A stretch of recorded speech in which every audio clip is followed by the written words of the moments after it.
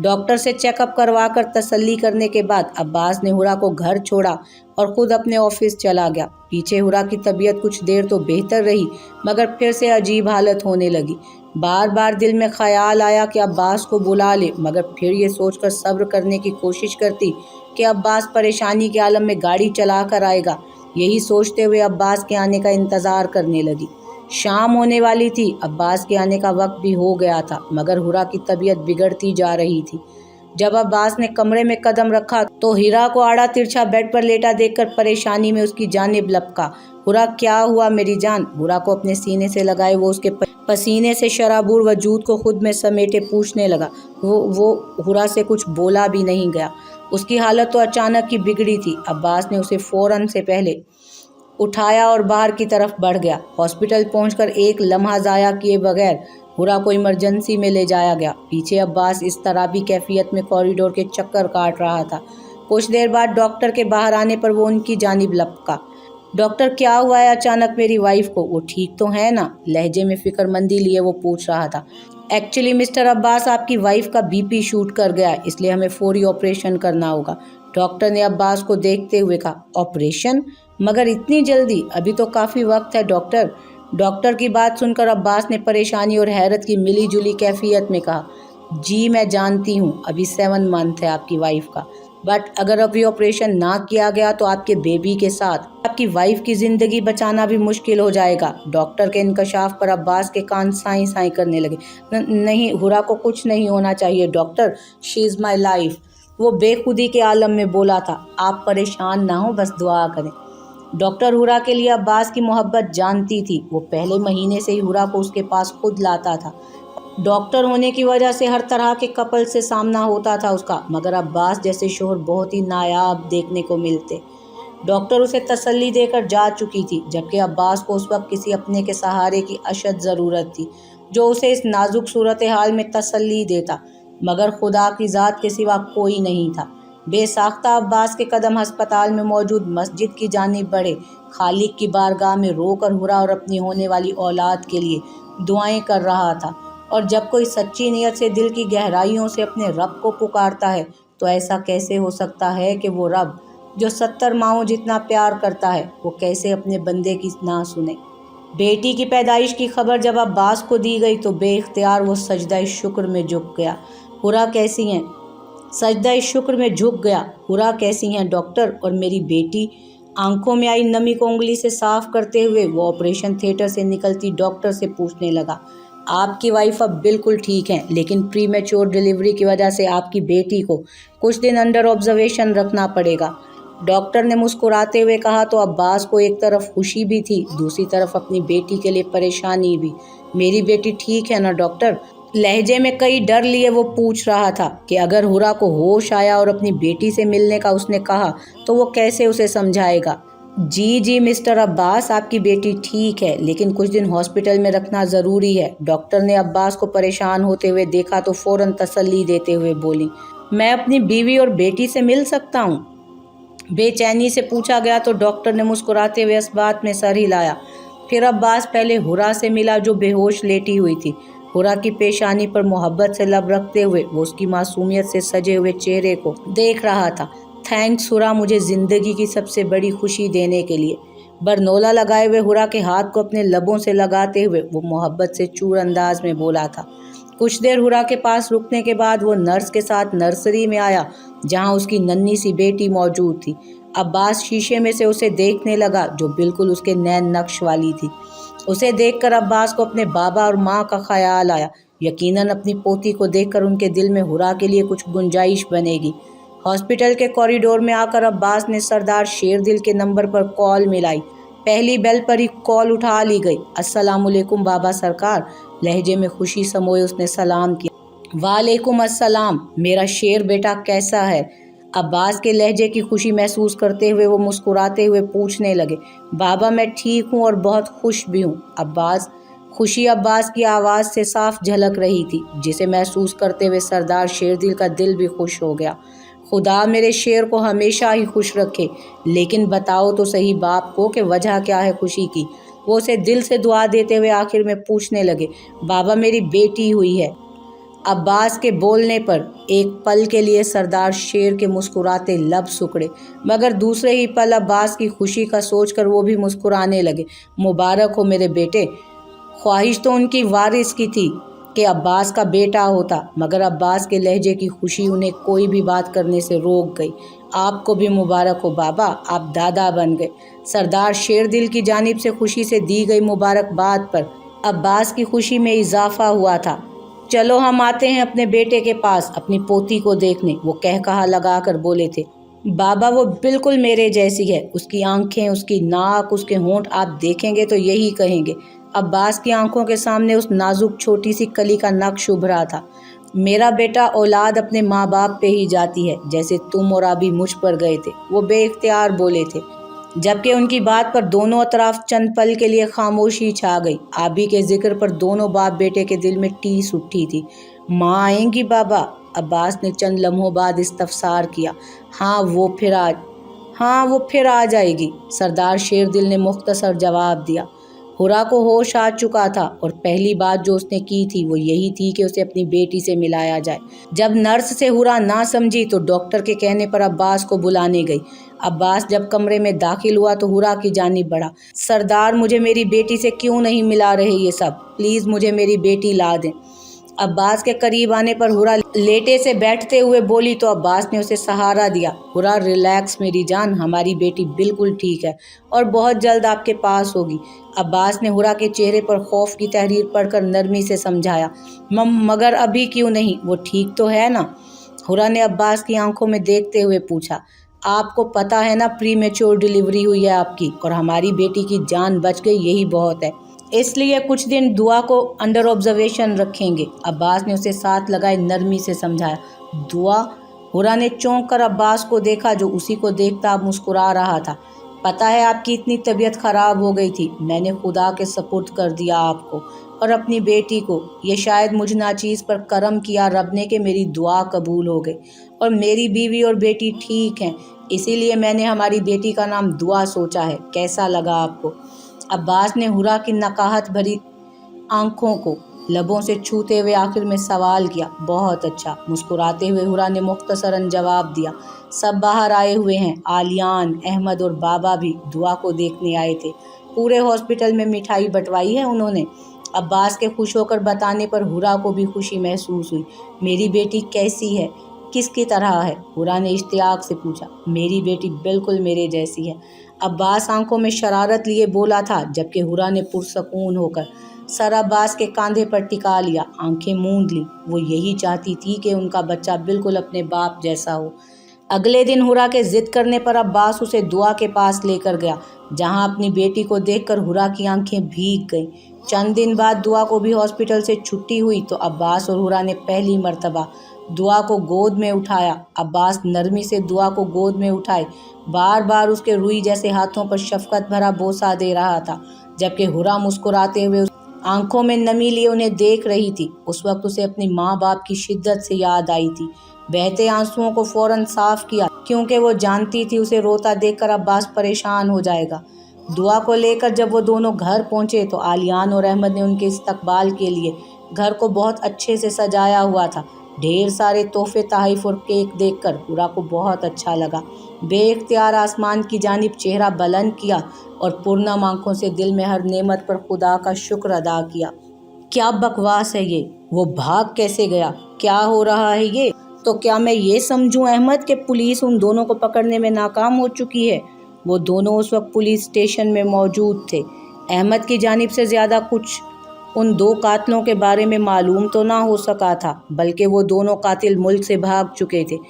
ये सुनकर अब्बास यकदम इश्तियाल में आ गया था। अब्बास यार, कोई बहुत बड़ी स्पोर्ट है उन दोनों को, जब भी बार बार हमारी पहुंच से दूर कर दिए जाते हैं। अहमद भी परेशानी से बोला था। अहमद, मुझे वो दोनों जिंदा सलामत अपने सामने चाहिए। क्या तुम मेरा साथ नहीं दे सकते? सिर्फ मुझे यही बात बताओ। अब्बास ने उसकी बात को नज़रअंदाज करते हुए कहा तो अहमद ने इस बात में सर हिलाते हुए कहा, यार मैं तेरे साथ हूँ।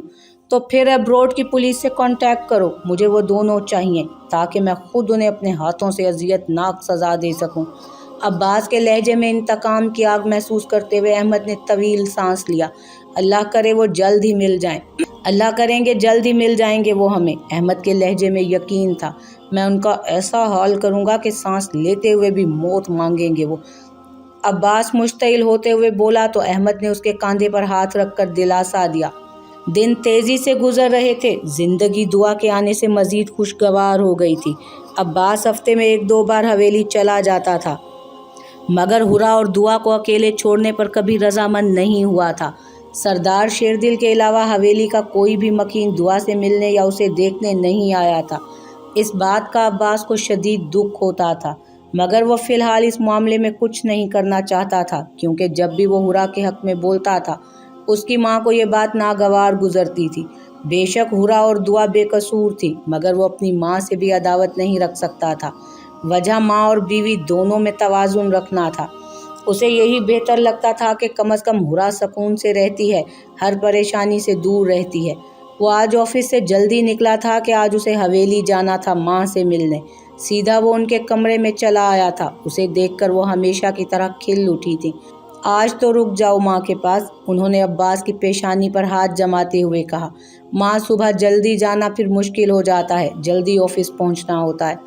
وہ اصل بات نہ کہہ سکا کہ گھر میں ہرا اور دعا کو رات کو اکیلا نہیں چھوڑ سکتا، کیونکہ جانتا تھا سردار بی بی کو اس کی بات ہرگز پسند نہیں آئے گی۔ بس یہی بہانے ہیں تمہارے۔ ماں کا بھی دل کرتا ہے کہ اس کا بیٹا اس کے ساتھ کھانا کھائے، انہوں نے سر جھٹک کر کہا تو عباس مسکرایا۔ ٹھیک ہے، میں کل لنچ آپ کے ساتھ کروں گا، وہ مسکرا کر بولا تو سردار بی بی نے بھی مسکراتے ہوئے سر ہلایا۔ ماں، آپ میری بیٹی سے ایک بار بھی نہیں ملیں گی؟ وہ بالکل میرے جیسی ہے، آپ دیکھیں گی تو بے اختیار پیار آئے گا آپ کو اس پر۔ وہ ان کی گود میں سر رکھے لیٹا ان کے ہاتھ کو عقیدت سے تھامے، شاید ان 2 ماہ میں پہلی مرتبہ شکوہ کرتے ہوئے آخر میں مسکرایا تھا۔ دعا کا معصوم خوبصورت چہرہ اس کی آنکھوں کے سامنے آیا تھا کہ اسے اپنے دل میں سکون اترتا محسوس ہوا تھا، جبکہ عباس کے اچانک سوال پر سردار بی بی چونکی تھی۔ میں اس ونی کی بیٹی کو تمہاری اولاد مانتی ہی نہیں ہوں، وہ کھردرے انداز میں بولی تھی کہ کچھ پل کو عباس ان کا سپاٹ چہرہ تکتا ہی رہ گیا۔ وہ میری اولاد ہے ماں۔ اس مرتبہ وہ ان کی گود سے سر اٹھا کر ان کے سامنے بیٹھا، نہایت سنجیدگی سے گویا ہوا۔ ہم نہیں مانتے، وہ طنزیہ مسکرا کر بولی تھی کہ عباس نے لب بھینچ لیے۔ ماں، آپ اتنی سخت دل تو کبھی نہیں تھی، وہ مدھم آواز میں لہجے میں دکھ لیے بولا۔ میری بیٹی مری ہے، میرے وجود کا ٹکڑا تڑپ تڑپ کر مرا ہے۔ ظالموں نے میری معصوم بچی سے جانے کون سے بدلے لیے۔ تم اور تمہارے باپ کی طرح سب فراموش نہیں کر سکتی، نہیں بھول سکتی اپنی بیٹی کا دکھ میں۔ جب اس دشمن کی بیٹی کو تمہارے ساتھ خوش دیکھتی ہوں نا، میرے دل میں پھانس سی چبھتی ہے، وہ روندھی ہوئی آواز میں کہتی آخر میں رو پڑی۔ ان کے لہجے کا درد عباس کو بے چین کر گیا۔ وہ خود بھی تو خود پر مضبوطی کا خول چڑھا چکا تھا کہ مرد تھا، سب کے سامنے رو بھی نہیں سکتا تھا، مگر دل میں کیسے کیسے درد تھے یہ تو وہی جانتا تھا۔ ماں، انصاف کریں، اس سارے معاملے میں ہرا کا کہاں قصور ہے؟ خدا کی قسم، اگر آپ ایک جگہ بھی اس کا قصور مجھے بتا دیں تو میں اپنے ہاتھوں سے جان لے لوں، مگر آپ سمجھیں نا ماں، ظلم اگر ہمارے ساتھ ہوا ہے، ہماری آبی کے ساتھ ہوا ہے تو ظالموں نے کیا ہے۔ ہرا اس سارے معاملے میں انجان ہے، بے قصور ہے۔ میں خدا سے ڈرتا ہوں ماں، پہلے ہی کم آزمائشوں میں نہیں ہیں ہم لوگ، کہیں ہرا کے خاموش آنسو ہمیں مزید آزمائش میں نہ ڈال دیں۔ وہ انہیں سمجھاتا ہوا بول رہا تھا۔ لگتا ہے سب بھول گئے، محض اس لڑکی کے سوا۔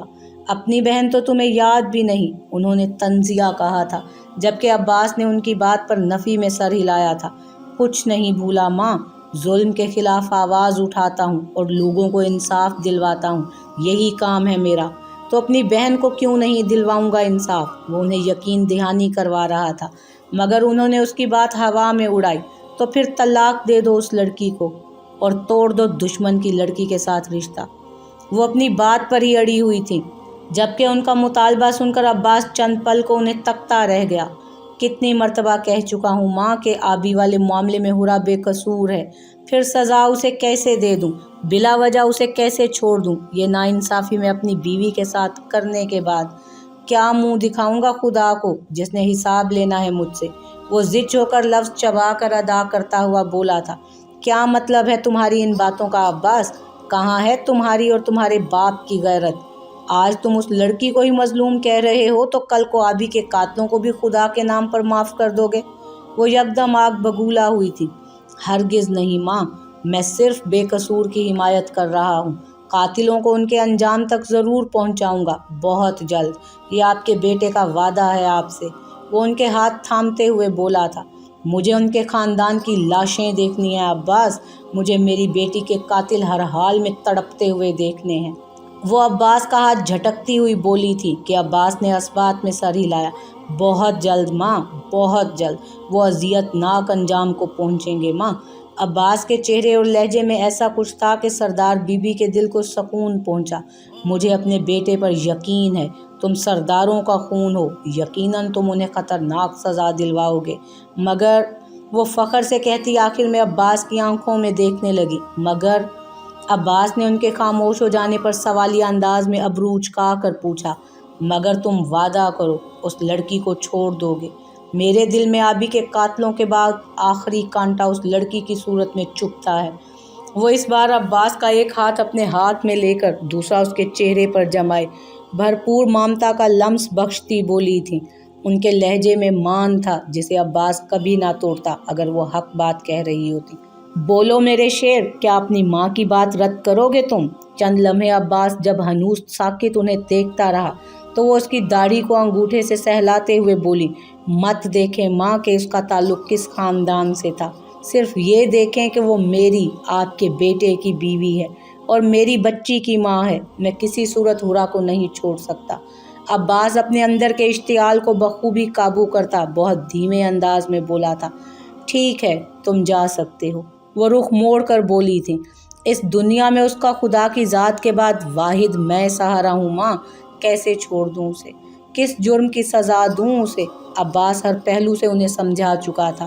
ہر بار وہ ٹھانے بیٹھی تھیں کہ کوئی بات نہ سنیں گی، نہ سمجھیں گی، مگر وہ اپنی عادت کے مطابق تحمل سے ہر بار انہیں حقیقت سمجھاتا تھا۔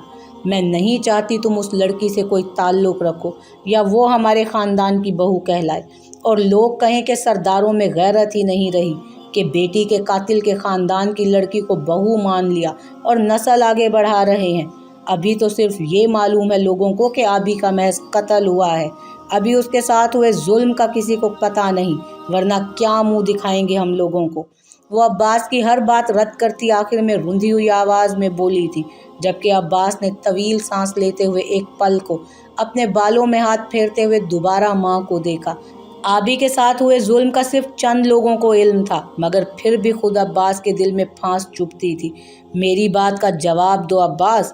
عباس کا خاموشی سے انہیں تکتے رہنے پر وہ اپنے آنسو پونچھتے ہوئے پوچھنے لگی، ویسے تو حویلی میں شان و شوکت سے رہنا میری بیوی اور بیٹی کا حق ہے، مگر میں اپنی ماں کو بھی اذیت نہیں دے سکتا، اس لیے وہ دونوں ہمیشہ وہیں رہیں گی، مگر چھوڑنے کا سوال ہی پیدا نہیں ہوتا۔ عباس صاف گوئی سے بولا تھا، تم میرے وہ بیٹے ہو جس نے کبھی نافرمانی نہیں کی میری، مگر صرف اس ونی کے بارے میں تم نے کبھی میری بات نہیں مانی، تو کیسے حوالے کر دوں اپنے بیٹے کو اس کے؟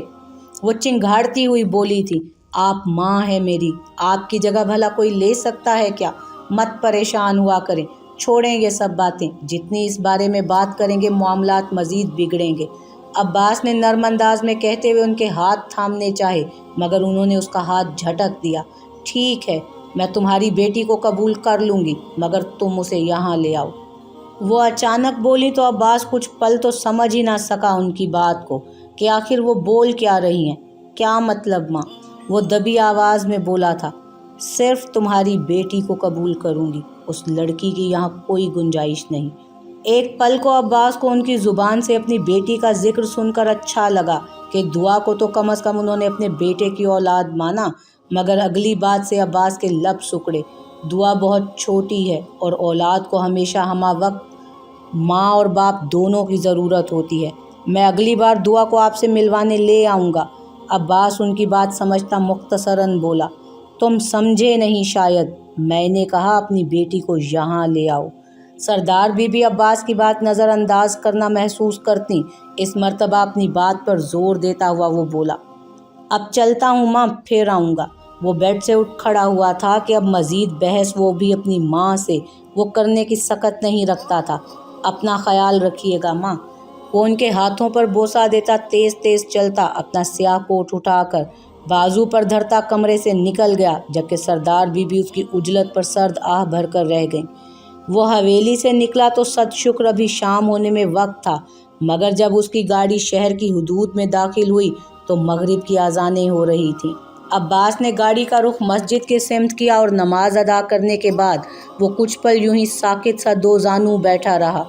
یہ وہ در ہے جہاں وہ ہمیشہ اپنی حاضری دیتا تھا۔ وہ دعائیں سجدے کی حالت میں مانگتا تھا، یہی وجہ تھی کہ اس کے سجدے طویل ہوتے تھے، اسی باعث بہت سے نمازی اس کی جانب متوجہ ہوتے تھے۔ اسی دوران ایک بزرگ جو عباس سے خاصے متاثر ہوتے تھے، وہ عباس سے ہلکی پھلکی بات چیت کر لیتے تھے۔ انہیں عباس کی وجیح شخصیت اور قیمتی کپڑوں سے ہمیشہ حیرت ہوتی تھی کہ وہ دکھنے میں خاصا امیر کبیر لگتا تھا، مگر اس کچی گلی کی چھوٹی سی مسجد میں اکثر پایا جاتا تھا۔ اسی دوران انہوں نے عباس سے سلام دعا شروع کی تھی۔ انہیں وہ اچھا لگنے لگا تھا۔ السلام علیکم جوان، کیسے ہو؟ عباس کو اکیلا بیٹھا دیکھ کر وہ اسی کے پاس چلے آئے تھے۔ ان کے حشاش بشاش انداز پر عباس خیالوں کی دنیا سے لوٹا اور ان بزرگ کو بیٹھنے میں مدد دی۔ وعلیکم السلام بابا جی، الحمدللہ، آپ کیسے ہیں؟ سلام کا مسکرا کر جواب دینے کے بعد عباس نے ان سے پوچھا، کرم ہے اس پاک ذات کا جس نے اتنے گناہوں کے باوجود پردہ رکھ کر کرم کیا ہوا ہے۔ وہ بھی جواباً مسکرا کر گویا ہوئے، آج کچھ پریشان لگ رہے ہو؟ ان کے پوچھنے پر عباس مسکرایا، جی بس زندگی میں آزمائشیں تو آتی رہتی ہیں، بس دعا ہے خدا کے سامنے سرخرو ہوں۔ عباس کے لہجے کی سچائی دیکھ کر وہ بھی مسکرائے، بے شک، لیکن مسلمان بھائیوں کو آپس میں اپنے دکھ بانٹنے چاہیے، اگر اور کچھ نہ کر سکا تو دعا تو کر سکتا ہے نا دوسرا مسلمان اس کے لیے۔ وہ اس بار سنجیدگی سے بول رہے تھے۔ ایک سوال پوچھوں آپ سے؟ عباس کے لب سکڑے تھے، وہ بھی سنجیدہ تاثرات لیے پوچھنے لگا۔ بالکل، انہوں نے خوش دلی سے اجازت دی۔ زنا ایک قرض ہے، اگر آپ کسی کی بیٹی کو داغدار کرتے ہیں تو اپنی خود کی عزت وہ قرض ادا کرتی ہے، یہ سچ ہے نا؟ آواز کی لڑکھڑاہٹ پر قابو پاتا وہ پوچھ رہا تھا۔ ہاں بالکل یہی سچ ہے، انہوں نے بھرپور توجہ سے عباس کے چہرے پر اذیت کے تاثرات دیکھتے ہوئے کہا، مگر ایک شخص جس نے آج تک باخدا کسی لڑکی کو بری نگاہ سے دیکھنا تو دور، نگاہ اٹھا کر بھی نہیں دیکھا ہو، مگر پھر بھی اس کی عزت داغدار ہو جائے تو؟ اس سے آگے عباس سے بولا نہ گیا، جبکہ اس کی آنکھوں کی نمی ان بزرگ نے بخوبی دیکھ لی۔ پھر تو یہ اس شخص کی آزمائش ہے، بے شک خدا اپنے بندے کی اتنی آزمائش لیتا ہے جتنی سہنے کی اس میں سکت ہو، اس سے زیادہ بوجھ نہیں ڈالتا خدا اپنے بندے پر۔ وہ عقیدت سے کہتے ہوئے عباس کے ہاتھ پر اپنا ہاتھ جما چکے تھے، مگر کبھی کبھی دل پھٹتا ہے، دل کرتا ہے ہر چیز کو آگ لگا دوں۔ عباس کا چہرہ ضبط کرتے ہوئے سرخ ہو چکا تھا اور لہجہ درد بھرا، صبر کا دامن کبھی مت چھوڑنا۔ انہوں نے اس کا سرخ چہرہ دیکھتے ہوئے نصیحت کی تو عباس نے چند لمحوں بعد سر ہلایا۔ وہ جب گھر میں داخل ہوا تو رات ہو چکی تھی۔ عموماً وہ شام سے پہلے گھر آ جاتا تھا، مگر آج وہ ہورا کو آگاہ کر کے گیا تھا کہ وہ حویلی جائے گا اور واپسی پر دیر ہو جائے گی، مگر لاؤنج میں داخل ہوتے ہی اسے دعا کے رونے کی آواز آئی۔ تیز تیز قدم رکھتا ہوا وہ اپنے کمرے کی جانب بڑھا، جہاں ہورا دعا کو گود میں لیے بہلاتے ہوئے چکر کاٹ رہی تھی، مگر دعا کسی صورت چپ نہیں ہو رہی تھی۔ ایک لمحہ ضائع کیے بغیر عباس ان کی جانب بڑھا۔ عباس کو دیکھ کر ہورا کے آنسو بھی چہرے پر گرنے لگے۔ عباس نے نرمی سے دعا کو ہورا کی گود سے لیا اور سینے سے لگا کر پیار کرنے لگا۔ بس بس میری بیٹی، بابا آ گئے نا اپنی بیٹی کے پاس؟ عباس دعا کو گود میں اٹھائے پیار سے بول رہا تھا۔ شکر ہے آپ آ گئے، بہت رو رہی تھی، چپ ہی نہیں ہو رہی، پتہ نہیں کیا ہوا ہے اس کو۔ ہورا بھیگی آنکھیں لیے ان دونوں ماں بیٹی کو دیکھتے ہوئے بولی۔ ہورا میری جان، آپ کیوں؟ عباس حیرت سے بولا، بہت رو رہی تھی دعا، مجھے سمجھ نہیں آ رہا تھا کہ کیا ہوا ہے۔ ہورا سسکیاں بھرتی عباس کی گود میں دعا کو دیکھتی ہوئی بول رہی تھی، جو کہ اب عباس کی گود میں رو تو نہیں رہی تھی، مگر بہت رونے کے باعث ہچکیاں لے رہی تھی۔ ہورا میری جان، دعا بچی ہے اور بچے تو روتے ہیں، مگر آپ کیوں رو رہی ہیں؟ کیا ہوا ہے؟ اس کی کلائی تھام کر اسے اپنے ساتھ لگاتے ہوئے عباس بولا تو ہورا کے رونے میں مزید شدت آ گئی۔ अब्बास बेबसी से कभी रोती हुई हुरा को देख रहा था तो कभी अपनी गोद में सोती हुई दुआ को। हुरा प्लीज़ रिलैक्स, देखें दुआ को नींद आ रही है इसलिए रो रही थी।